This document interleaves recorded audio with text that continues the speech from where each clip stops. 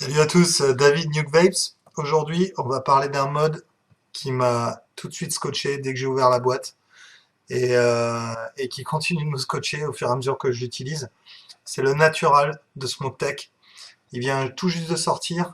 Il est dispo chez Parivap pour, je check mes notes, 58,90. Donc il est fait par SmokeTech, les mêmes personnes qui font le VMAX, le ZMAX pour ceux qui connaissent. Il est tout en acier, c'est un mode full mecha avec un switch en bas, un peu comme le GG, qu'on peut verrouiller, qu'on peut changer de taille, etc. Donc on va regarder tout ça en gros plan, vous inquiétez pas, comme d'hab. Et au-dessus, il y a le RSST. Au début, j'ai hésité à faire une vidéo pour chacun. Et je me suis dit que, vu que c'était si magnifique ensemble et que vraiment ils étaient vraiment faits pour aller l'un avec l'autre, j'allais faire une vidéo combinée et traiter ça un peu comme un hybride. Donc dans le gros plan, on va regarder un peu de quoi il est fait, comment on peut le configurer. On va jeter un œil vite fait au tank. On va regarder aussi comment on le refait très rapidement. Je vais pas vous montrer comment j'oxyde ma mèche parce que je l'ai déjà fait. Mais par contre, je vais vous donner les spécifications pour faire la mèche qui est à l'intérieur de ça qui est énorme. Et on va regarder un peu comment tout ça est fait en gros plan. Et ensuite, on va repasser en plan large comme d'habitude pour regarder comment ça va. Donc voilà la boîte dans laquelle le Natural arrive, avec le logo SmokeTech, tout ça, super. Et à l'intérieur, vous trouverez le Natural et absolument rien d'autre. Livré sans batterie, sans rien du tout, sans kick, sans quoi que ce soit. Le Natural, c'est un mode, donc comme j'ai dit, full mecha, qui fonctionne avec plusieurs configurations d'accu et qui a un switch qui est en bas. Le connecteur est là, et le switch est là. Donc on va regarder un peu à l'intérieur comment c'est fait, la taille qu'il fait par rapport à ces différentes configurations d'accu. Donc là, vous l'avez en mode 18650 ou 18490 avec le kick. À noter que quand vous allez utiliser le Natural avec une 18490 et un kick, comme ici, vous allez vous retrouver avec un petit gap. Franchement, je trouve pas que ce soit si inesthétique que ça. De plus, on voit pas vraiment les pas de vis dans cette gorge. Là, vous l'avez en mode 18350. Donc là, il est vraiment tout petit ce mode, hein. Pour vous donner un ordre d'idée, je vais vous le comparer par rapport à un Vamo en mode mini. Donc ça, c'est le Vamo en mode mini. Ça, c'est le Natural en mode mini. On voit bien la différence.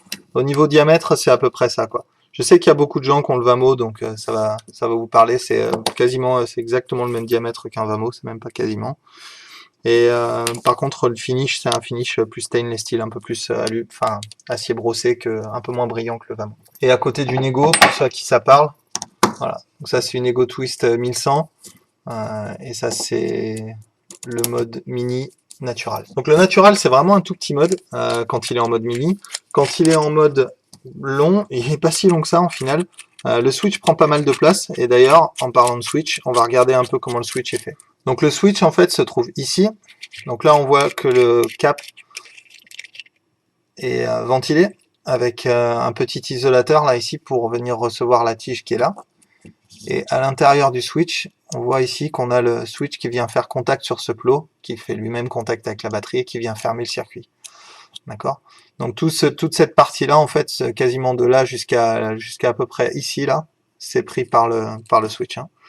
Donc le switch est verrouillable, comme sur le GG, pareil. Donc on monte cette bague, on ne peut plus appuyer, on descend la bague, et là on peut appuyer de nouveau, ça déverrouille.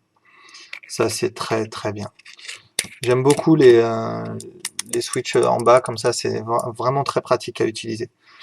Un autre aspect de ce mode qui est très intéressant, c'est le fait qu'on puisse indexer la position de l'atomiseur en fonction du switch. Je m'explique. Avec ce réglage ici, vous allez pouvoir tourner cette vis et faire descendre le connecteur pour pouvoir mettre vos atomiseurs bien à ras ici. Alors vous ne serez jamais vraiment à ras parce que le connecteur 510 dépasse un petit peu, mais vous serez suffisamment à ras pour que ça tienne vraiment très bien. Et en fait, ce qui est super, c'est qu'avec cette indexation, un petit peu comme sur le Cube, en fait, vous allez pouvoir régler votre atomiseur pour que le wick soit bien en bas quand vous servez de votre bouton, pour être sûr que votre mèche soit tout le temps dans le juice. C'est spécialement bon pour les Genesis, en fait. Voilà. Juste avant de passer au RSST, on va quand même regarder un peu ce que ça donne avec les deux combinés. Donc on voit que voilà, j'ai indexé ma mèche pour qu'elle soit exactement là où je la veux quand je vape. Et on voit qu'il y a quand même un petit gap entre les deux. Évidemment, suivant votre pas de vis, suivant votre atomiseur, la combinaison des deux, bah, vous aurez peut-être un gap comme ça entre l'atomiseur et le mode. C'est sûr qu'on n'a pas le look complètement plat et totalement fini des hybrides en général, mais franchement, je trouve que c'est pas mal, quoi. Et ce drip tip est vraiment très plaisant, même s'il est plutôt gros. Donc allez, c'est parti, on va passer au RSST. Ok, donc voilà les parties dont sont composés le RSST. Vous inquiétez pas, quand vous recevez le tank, il est complètement monté, hein. Vous avez juste à remplir, sauf vous avez à faire bien sûr votre mesh et votre coil, mais vous n'aurez pas à le remonter ou le démonter à chaque fois. Donc je vais vous montrer vite fait comment on l'assemble en cas que vous vouliez le nettoyer et le démonter complètement. Donc d'abord, vous allez prendre cette partie-là, la base, et visser le plot ici. Ensuite, vous allez prendre ce tank. Alors en fait, ce tank, il a cette particularité pendant qu'on y est, de contenir complètement le juice et de ne pas faire toucher le métal, enfin de ne pas faire entrer en contact le métal et le juice. Donc en fait, c'est bon, c'est un clone de la C9. La C9 est exactement fait comme ça, quasiment pièce pour pièce. Euh, mais voilà.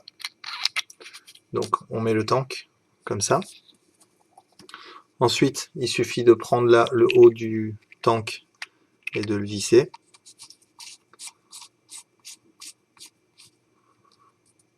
Il n'y a pas de joint ici, mais en final, il n'y en a pas besoin, parce que j'ai eu aucun problème de fuite avec cette configuration. Et ensuite, vous avez votre plot central avec votre isolateur que vous allez visser. Et encore une fois, ça c'est un très bon design de la part de Smoketek, de pouvoir régler simplement la profondeur pour être sûr que ça touche avec votre atomiseur. Donc vous pouvez jouer avec le natural et avec le RSST. Vous pouvez jouer sur la profondeur de cette vis et jouer sur la profondeur de la vis qui est en haut du cap pour obtenir l'alignement parfait qui conviendra à votre façon de vaper. Voilà. Ensuite, vous avez bien sûr votre top cap et votre drip tip qui va par-dessus. Et ce petit truc là, c'est le plug qui va se mettre là, en fait, et qui va servir à boucher l'arrivée de juice quand vous voulez transporter votre tank. Mais très franchement, avec le trou de wick qu'on a ici, c'est colossal. Il n'y a pas besoin de laisser ça. Il n'y a pas besoin de l'enlever en fait. Il y a suffisamment d'air qui passe, même avec un très gros wick.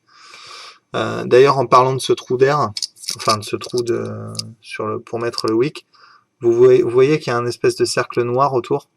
En fait, ce cercle noir, c'est une isolation qu'il y a autour de cette partie en métal. Ce qui veut dire que cette partie en métal est complètement isolée du reste de l'atomiseur, de la même façon que tout le restant du tank. Et ça veut dire que quand vous allez mettre votre mèche à l'intérieur du trou, même si votre mèche a des points qui sont pas très bien oxydés, que ça touche le tank ou que ça touche le bord ici, ça fera aucun problème de court-circuit parce que tout est bien isolé en fait. Donc ça va rendre la construction du coil extrêmement facile et avec beaucoup moins de problèmes que d'habitude. On va regarder vite fait comment on met un coil. Je vais vous montrer quel genre de wick je mets à l'intérieur de ça. Donc pour ce montage, j'ai utilisé du mesh 200 super fine avec une longueur de 6 cm sur 3 cm et demi que j'ai oxydé, déroulé. Donc pas encore roulé, je l'ai oxydé 2 fois en le portant bien au rouge des deux côtés. Ensuite, je l'ai imbibé de juice, j'ai fait cramer tout ça.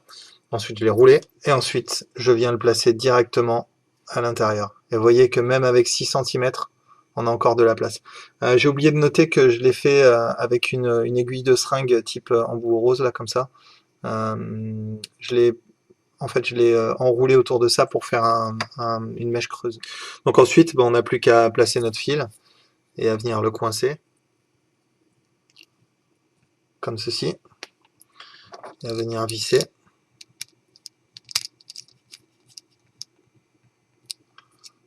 Voilà. Et ensuite, on va simplement venir placer le coil, faire un tour, 2 tours, 3.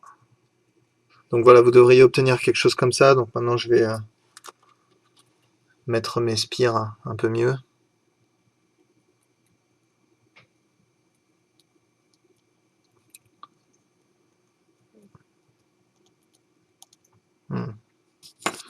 Je mériterait d'être un peu plus serré. Alors ça c'est super. Cette partie-là, là-haut, c'est juste un ressort avec une petite rondelle. C'est excellent parce que ça permet vraiment de resserrer le coil, de vraiment bien le travailler et d'obtenir quelque chose de vraiment très propre assez facilement, quoi. Voilà. Donc là, ensuite, je vais le mettre sur un mode. Ok, donc j'ai placé le RSST sur le A606 et j'obtiens une résistance de 1,3 ohm. Donc en fait déjà je suis à 1,3 ohm avec seulement 3 spires, mais j'utilise du Cantal 0,20, c'est simplement que la mèche est vraiment énorme. Et donc du coup, 3 spires c'est quasiment 4 spires sur votre mèche normale. Vous voyez ici que ça touche bien sur le bord, on a du passage d'air comme il faut à l'intérieur, ça devrait marcher parfaitement. Hop là, j'ai quelques points chauds. Ça c'est très bien, je vais vous montrer comment on s'en débarrasse. Alors, quoique...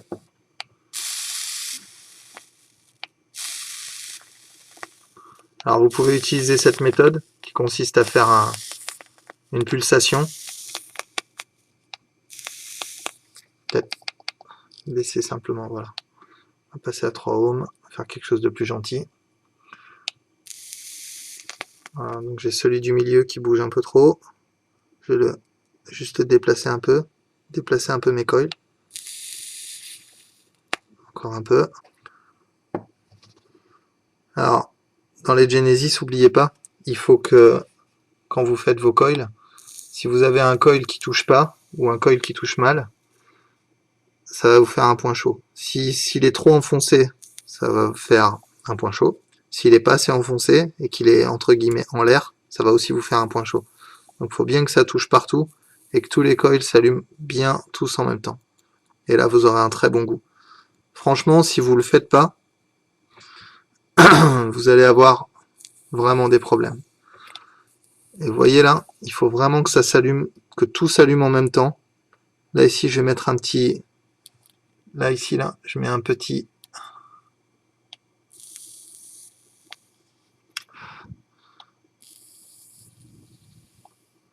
Là, on n'est pas loin.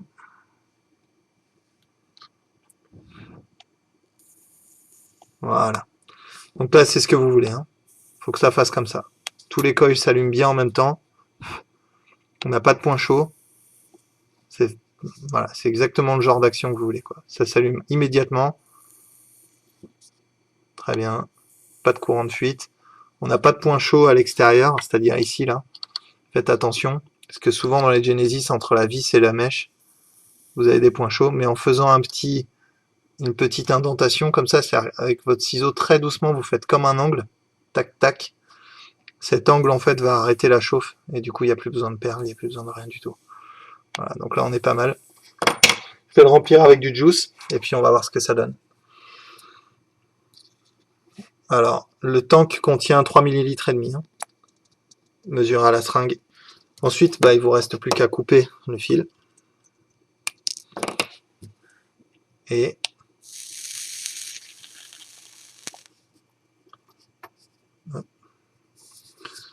encore un petit peu anémique. Voilà, on va dire. Ok. Donc voilà, c'est tout pour le RSST. On va repasser en plan large et puis regarder comment ça va. Ok, donc c'était le Natural et le RSST en gros plan. En conclusion, qualité de fabrication exemplaire. C'est tout en acier, c'est super solide. Juste un petit bémol, le mien il est arrivé avec une rayure. Faut savoir que j'ai commandé les miens directement de Smoketek. Enfin, j'ai un contact là-bas qui m'a envoyé le matériel. Euh, c'est pas pour ça que je suis pas objectif avec Smoketek. Quand ils se merdent, ils se merdent. Mais là, pour le coup, ils ont fait vraiment très fort. Euh, si on pouvait le comparer à quelque chose qui vient de chez Smoketek, je le comparerais au Bolt parce que c'est un peu leur ancien mode mecha. Le Bolt qui était un peu une copie du Silver Bullet. Là, on a une copie en gros du GG. Le mode avec le fait que le bouton soit en bas et qu'on puisse le verrouiller, etc. C'est quand même pas tout à fait le même feeling au niveau du bouton, bien que voilà, il est assez léger à activer, il n'est pas difficile, on peut l'activer comme ça, on peut l'activer comme ça. Voilà. Moi, je trouve que c'est un super mode mecha. Si vous cherchez un mode mecha pour faire pas mal de choses, pour votre Genesis en particulier, parce que le fait qu'on puisse indexer le plot central et donc décider du moment où le Genesis sera complètement vissé. Voilà, on visse, tac tac. Et moi, le mien, je l'ai réglé pour que la mèche du Genesis soit en bas, pour que quand je vape, bouton vers le haut, mèche vers le bas.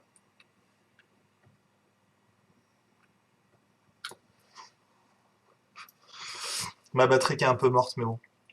Euh, Sinon, quoi d'autre? Le RSST, à mon sens,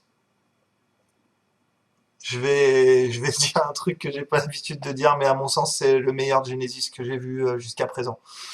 Le fait que ce poste soit isolé, c'est tellement génial. Le fait que le tank en lui-même contient complètement le liquide dans le plastique et le wick reste dans ce tank en plastique. Donc même si ça touche les bords, c'est pas grave, il n'y a aucun risque de courju. Presque à la rigueur, franchement, si c'était pas pour les hotspots ici, il y aurait presque pas besoin d'oxyder la mèche pour éviter les courts-circuits, vu que entre là et là, c'est impossible de faire un court-circuit. Et ça, c'est déjà beaucoup de problèmes en moins. Deuxième point positif, le fait que ce trou-là soit vraiment gros, ça permet de mettre des très grosses mèches et du coup d'envoyer vraiment du bois. Par contre, attention à la consommation, hein. Grosse mèche, grosse vapeur, grosse consommation, ça va avec, hein. Le petit plug là, j'aime bien. Je préfère ça à la vis. C'est à mon avis assez facile à perdre. J'aurais aimé que avec le temps qu'il y en ait une paire en plus, quoi. Ça aurait été sympa, ou quelques joints ou des trucs comme ça. Moi, j'ai reçu tout mon matériel directement de chez Smoketech, donc je peux pas, voilà, je peux pas savoir exactement si j'ai eu tout le package complet, mais voilà. Le drip tip est super, il est un petit peu gros, mais il est tout en acier. Tout ce qui est fit à l'intérieur, le fit pour le drip tip, ça claque, ça rentre en force, c'est bien. Là ici, c'est juste comme il faut de résistance. C'est ni trop ni pas assez. Le trou d'air est un tout petit peu, j'aurais aimé un poil plus ouvert en ce qui me concerne. Je commence à aimer un peu les tirages un peu plus ouverts sur les Genesis, mais là, franchement, le tirage est quand même super bien, quoi. Hmm. Peut-être un chouïa plus ouvert, ça aurait été pas mal. Mais sinon, franchement, c'est vraiment voilà, quoi, c'est vraiment un détail, quoi. La finition, la taille, le fait que les deux soient exactement du même diamètre et que ça, voilà, que ça se complète, ça fait vraiment un look hybride. Ça, j'adore vraiment le look de ce mode. En mini, il est super petit. Voilà, il tient dans ma main et on le voit même plus. Donc, je tiens par la taux, je l'actionne par le petit doigt, terminé. Je vais vous donner vite fait un exemple. Enfin, on va le faire très rapidement. Voilà, donc j'ai fini de le passer en mini. Donc voilà la taille de l'engin. On a vu les comparaisons de taille sur la vidéo par rapport à ma main. Voilà, donc c'est vraiment un tout petit mode. On peut l'actionner avec la paume de la main en refermant simplement le poing ou avec le petit doigt, avec le truc. On peut le tenir vraiment en bout voilà, comme ça.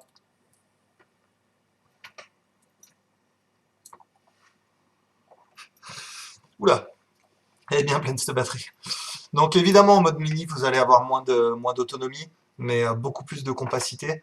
Et puis quand même un look sympa pour les gens que ça effraie un peu d'avoir un gros mode et tout. Eh ben, vous pouvez avoir un atto qui prend de la place, mais c'est justifié parce que c'est un très bon atto. Un joli petit mode qui va derrière avec un bottom switch verrouillable. Franchement, pour le prix, voilà, je ne sais pas combien va sortir le RSST encore, parce qu'il est pas, je ne l'ai pas vu encore en boutique. J'espère qu'on va le voir très bientôt. Mais voilà, ce combo pour moi, voilà, c'est mon nouveau combo préféré. Je l'ai pris avec moi depuis que je l'ai reçu et franchement, je me régale quoi. Voilà. Donc c'est bon, j'ai dit suffisamment de bien de Smoketech pour aujourd'hui. Je vous dis à la prochaine vidéo et puis je vous dis bien sûr, enfin je vous donne rendez-vous sur le channel. Abonnez-vous si vous aimez les vidéos, si vous voulez voir les prochaines updates. Sinon vous pouvez me retrouver sur Facebook à facebook.com/newbapes. Vous pouvez me retrouver sur le forum à e-cigarette-public.com. Et puis voilà. Et en attendant, on continue de vaper.